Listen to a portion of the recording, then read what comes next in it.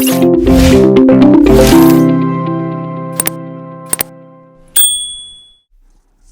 Everyone, welcome to my channel CCEK with पूजा।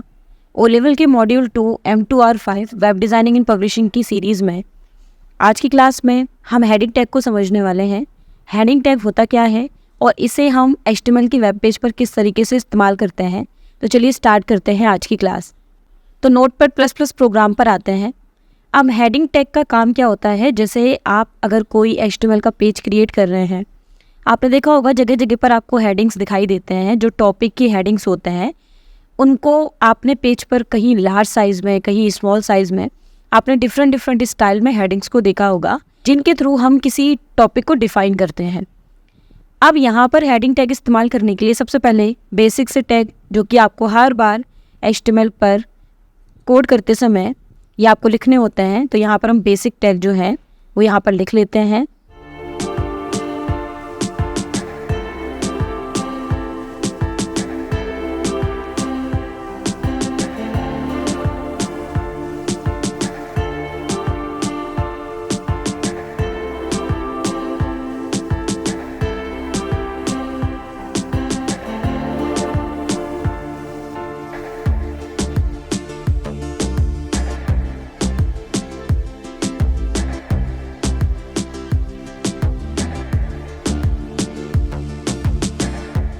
तो ये हो गए हमारे बेसिक से HTML के टैग। अब यहाँ पे बॉडी टैग के अंदर सबसे पहले ध्यान रखिएगा, जब हम हेडिंग टैग का इस्तेमाल करते हैं तो हेडिंग जो होते हैं वो बेसिकली 6 टाइप के होते हैं। तो आपको हेडिंग टैग इस्तेमाल करने के लिए सबसे पहले एंगुलर ब्रैकेट के अंदर लिखना होता है H1। अगर आप हेडिंग 1 दे रहे हैं तो इसके लिए आपको हेडिंग 1 यहाँ पे H1 लिखना होगा। उसके बाद आपको H1 को क्लोज करना होगा। हम जो भी टैग्स हेडिंग के अंदर दिखाना चाहते हैं वो हम यहाँ पर हेडिंग टैग के अंदर इस तरीके से इसको लिख देंगे।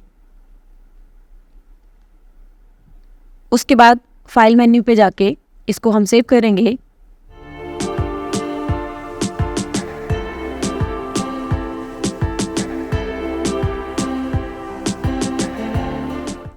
और इस हेडिंग टैग का प्रीव्यू देख लेते हैं। एक तरीके से आपको कुछ इस तरह का हेडिंग टैग का प्रीव्यू जो है वो दिखाई देगा।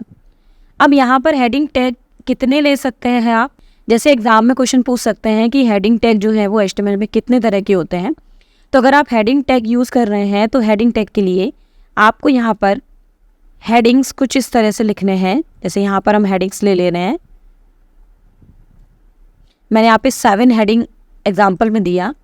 उसके बाद मैंने यहाँ पर हेडिंग्स को चेंज किया। H1 मतलब हेडिंग 1, H2 मतलब हेडिंग 3, H4, इस तरह से आपको हेडिंग्स को डिफ़ाइन करना होता है। ये H6 हो गया और ये H7 हो गया। इसी तरीके से इनको हेडिंग 2, ये हेडिंग 3, ये हेडिंग 4, ये हेडिंग 5, ये हेडिंग 6 और ये हेडिंग 7।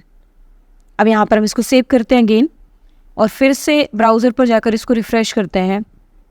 तो आपको यहाँ पे टोटल 6 जो हेडिंग है वो कुछ इस तरीके से दिखाई देंगी। ध्यान रखिएगा, HTML के अंदर जो हम हेडिंग्स टैग लेते हैं तो हेडिंग जो है वो HTML पर 6 टाइप की ही हो सकती है। इसलिए यहाँ पर मैंने एक 7 हेडिंग एक्स्ट्रा में दिया था, लेकिन वो हेडिंग आपको जो है वो इस तरह से नॉर्मल दिखाई दे रहा है। तो इस तरीके से आप हेडिंग टैग का इस्तेमाल कर सकते हो। और हेडिंग जो है वो HTML में आप 6 टाइप से ले सकते हैं। H1 जो है वो इस तरह से दिखेगा, उसके बाद H2, H3, H4, 5, इस तरह से सारे हेडिंग के स्टाइल जो है वो दिए गए हैं।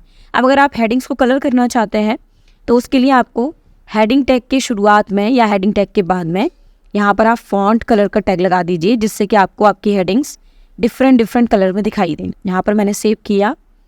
उसके बाद ब्राउज़र पे जाके हम इसको रिफ़्रेश करते हैं। देखिए हेडिंग्स जो है वो सारी हेडिंग्स यहाँ रेड कलर में हो गई, क्योंकि मैंने हेडिंग टैग को क्लोज़ नहीं किया है। अगर मैं यहाँ पर सारी हेडिंग्स एक ही कलर में हो गई, क्योंकि हमने फॉन्ट टैग को क्लोज़ नहीं किया। तो हम यहाँ पे फॉन्ट टैग को क्लोज़ कर रहे हैं। उसके बाद फिर से रिफ़्रेश करते हैं पेज पे जाके, तो आप देख सकते हैं यहाँ पर सिर्फ एक ही हेडिंग रेड कलर में हुई है। अगर आप और भी हेडिंग्स कलर में चाहते हैं तो सभी के आगे आपको हेडिंग कलर लगा देना है। तो इस तरीके से हम करके देख लेते हैं। ये हमने फॉन्ट कलर का टैग उठाया और हर एक के आगे हमने इसको इस तरह से अप्लाई कर दिया। ये यहाँ पे इसका कलर चेंज करते हैं। ये हो गया ब्लू। और नेक्स्ट हेडिंग जो है वो हो गया ब्राउन।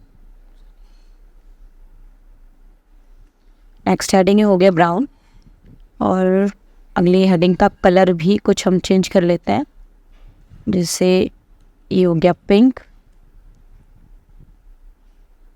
और इसका कलर हो गया ऑरेंज। इसको मैंने सेव किया, और ब्राउज़र पर जाकर अगर हम इसको रिफ़्रेश करते हैं, आप देख सकते हैं यहाँ पे सारे हेडिंग्स का कलर जो है वो आपको इस तरह से दिख रहा है। अगर 7 वाला हेडिंग हम हटा देते हैं क्योंकि वो कोई हेडिंग नहीं था, तो सेव किया हमने और ब्राउज़र पर जाकर हमने इसको रिफ़्रेश किया, देखिए आपके सामने 6 टाइप के हेडिंग्स जो हैं वो आ रहे हैं।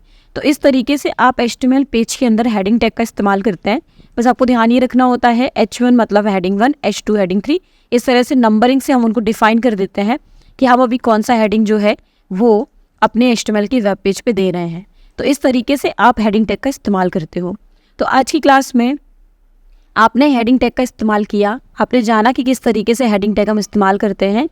तो उम्मीद है कि आपको आज की क्लास समझ आई होगी। नेक्स्ट क्लास में हम इसी तरीके से कुछ और टैग्स के बारे में बात करेंगे।